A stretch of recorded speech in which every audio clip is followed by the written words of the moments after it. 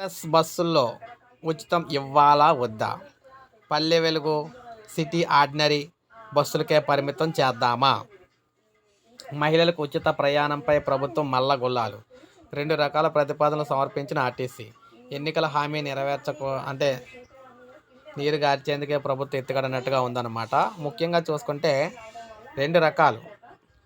ముఖ్యంగా ప్రధానంగా ఎక్స్‌ప్రెస్ బస్సుల్లో ఉచిత ప్రయాణం పథకాన్ని అమలు చేయాలా వద్దా అనే అంశంపై సందిగ్ధంలో ఉంది. పల్లె వెలుగులు, అదేవిధంగా సిటీ ఆర్డినరీ బస్సులకి ఈ పథకాన్ని పరిమితం చేస్తే ఎలా ఉంటుంది? ఎక్స్‌ప్రెస్ బస్సుల్లో కూడా ఈ పథకాన్ని వర్తింపజేస్తే ఎలా ఉంటుంది అనే దానిపై తర్జన భర్జన పడుతున్నారు. ముఖ్యంగా ఇలా గాని జరిగితే ముఖ్యంగా చాలా లాస్ అయితే ఉంటుందన్నమాట మహిళలందరికీ కూడానా.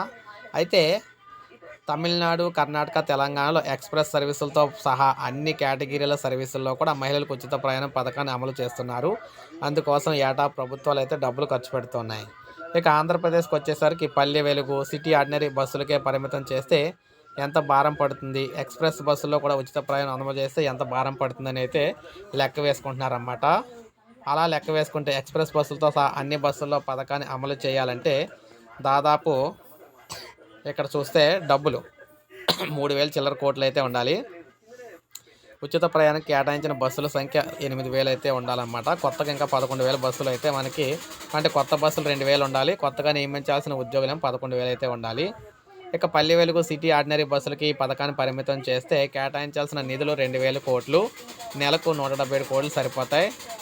ఉచిత ప్రయాణానికి కేటాయించిన బస్సులేమో 6,000 చిల్లర ఉంటే సరిపోతాయి అన్నమాట. కొత్తగా కొనాల్సిన బస్సులేమో 1,600, కొత్తగా నియమించాల్సిన ఉద్యోగులు 9,000. సో మొత్తం మీద చూసుకుంటే ఈ పథకం సంబంధించి ఎలా ఇవ్వాలో బుర్ర పని చేయక బుర్రలు పీక్కుంటున్నారని చెప్పుకోవచ్చు అనమాట గవర్నమెంట్. సో ఇది మనకు అప్డేటు. ఎప్పటికప్పుడు లేటెస్ట్ అప్డేట్స్ ఇస్తూ ఉంటాను. ఒక లైక్ చేయండి, సబ్స్క్రైబ్ చేసుకోవద్దు, మన ఛానల్ సబ్స్క్రైబ్ చేసుకోండి.